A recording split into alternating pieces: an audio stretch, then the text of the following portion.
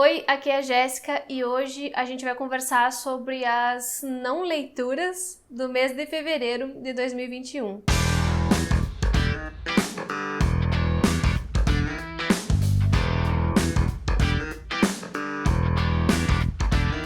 Tô brincando com vocês sobre não leituras porque, pensando comparativamente com outros momentos, esse mês eu li praticamente nada, eu quase não li literatura como ficção, porque eu estava muito sobrecarregada de trabalho. Para quem não sabe, eu comecei a dar um curso online, um curso livre de introdução aos estudos literários, e eu já fiz inclusive uma série de aulas gratuitas aqui mesmo no YouTube, que eu vou deixar a playlist disponibilizada aqui no card para vocês conferirem.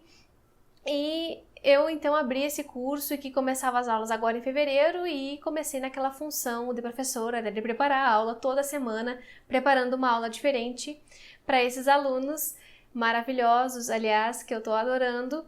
E com isso eu tive meu tempo reduzido em, mais de 50%, porque dar aula de literatura não é algo tão simples como pode parecer para algumas pessoas, porque é literatura, porque é divertido ler, a gente acha que vai ser divertido trabalhar com literatura também, só que é trabalho, né, gente? Então exige de mim um outro tipo de leitura. Por isso eu acabei lendo menos a ficção de prazer mesmo, né, a ficção que eu leio por lazer, e eu li muita coisa teórica, muita teoria literária para poder preparar essas aulas. Foi muito bom. Está sendo muito bom, mas também está sendo bem cansativo. E é claro que nesses momentos de muito trabalho, a leitura por diversão baixa bastante. E eu só queria fazer esse disclaimer aqui porque tem muita gente que acha realmente assim, pelo menos está lendo ficção, né? Ainda recebi há pouco tempo esse comentário. Pelo menos está trabalhando com literatura, que é tranquilo. Não, não é tranquilo preparar aula de literatura. A literatura é maravilhosa, mas preparar aulas sobre conteúdos teóricos que vão fazer analisar a literatura é uma coisa completamente diferente. Exige muita atenção, exige muita abstração também, porque falar de teoria é abstrair, né? E então é uma coisa que não tem comparação e, gente, não diminuam o trabalho das pessoas que trabalham com literatura, professores que trabalham dando aula de português, de línguas, enfim. É um trabalho complexo, tá? É um trabalho muito cansativo. Mas antes de prosseguir para as leituras que eu consegui fazer no mês de fevereiro, eu vou dizer para vocês que não se esqueçam de se inscrever aqui no canal, caso ainda não sejam inscritos, caso essa seja a primeira vez de vocês por aqui. Deixem o joinha nesse vídeo e compartilhe também com quem gosta de ler, porque isso ajuda muito na divulgação e no crescimento do canal. Dentre as leituras que eu consegui fazer, uma delas foi uma finalização. Eu terminei de ler o Como Ler Literatura, do Terry Eagleton, com tradução da Denise Botman. Eu comecei a ler esse livro em 2020, em setembro, e terminei de ler agora. E, gente, é um livro que eu acho muito bom, e eu tinha feito um vlog de leitura justo quando eu estava finalizando essa leitura aqui, mas eu perdi o vlog e não postei pra vocês. Foi um vlog de carnaval que eu tava gravando e, enfim, lá eu comentava bastante da minha experiência e eu vou só repetir uma parte. Eu acho que é um livro massa, eu acho que é um livro bem introdutório, porém, eu não acho que ele responde as perguntas num estilo de manual, que talvez seja o que parece aqui pelo título, né? Como ler literatura? Bom, a gente espera uma resposta. Ele não dá tantas respostas assim, ele dá mais perguntas, faz provocações, faz algumas análises, mas eu acho que não é um livro assim para quem nunca estudou nada de teoria literária. Eu acho que ele é um livro para quem já é um pouquinho iniciado, tá? E se vocês têm vontade de ter respostas fáceis e práticas, não sei não, hein? Acho que esse aqui não é a melhor indicação que eu teria para vocês.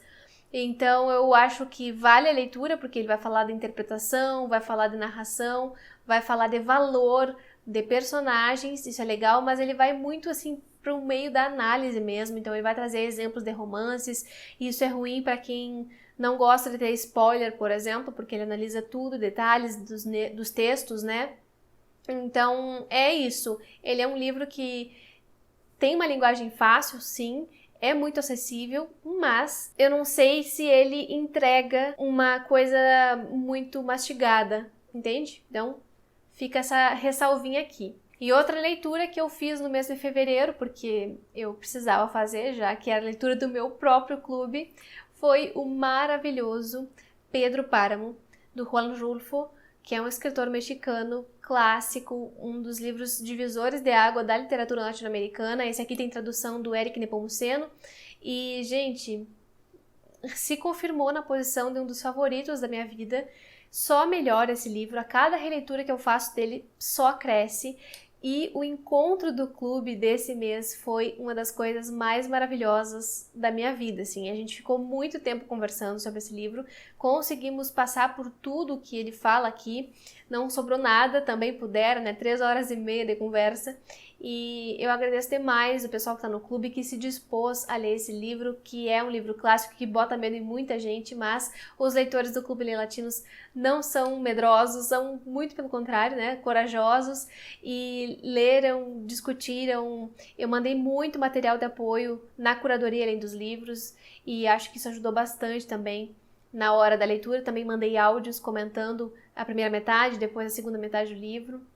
E assim a gente foi mergulhando aqui nessa história, que é uma história diferenciada.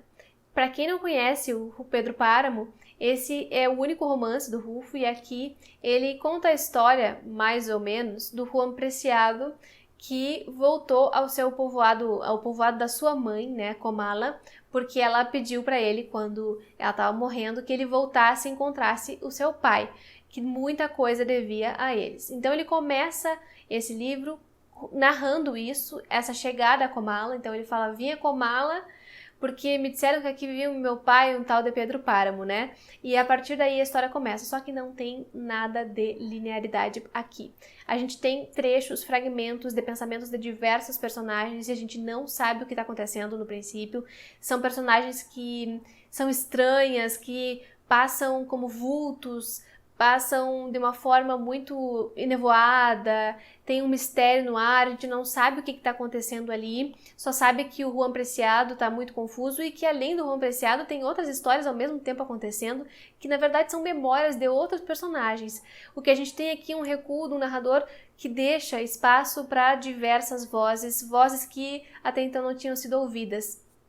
Com isso, a gente vai conhecer a história da cidade de Comala, a gente vai conhecer a história daquelas pessoas que estão ali, pessoas pobres, pessoas que vivem em culpa, que não têm perdão, que não têm redenção nunca, que não descansam, sabe? Pessoas que se ralaram a vida inteira e continuam até a velhice passando por isso, e parece que nunca vai acabar esse suplício, né? A gente conhece também um pouco com isso a história do México, a história do coronelismo por ali. A gente vê também o estado de abandono que aquela população ficou por conta de um desmando de uma das pessoas, que é o Pedro Páramo. E a gente vê a vida das pessoas do campo, das pessoas mais necessitadas, das pessoas mais carentes de tudo, carentes de amor, mulheres frustradas porque não conseguiram alcançar a maternidade. A gente vê desilusão, a gente vê também paixão aqui, por incrível que pareça.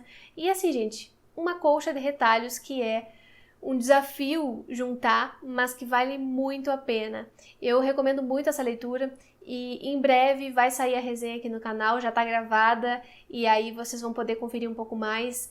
Eu tentei falar sobre tudo nessa resenha, mas claro que não dá para comportar tudo num vídeo de menos de 20 minutos.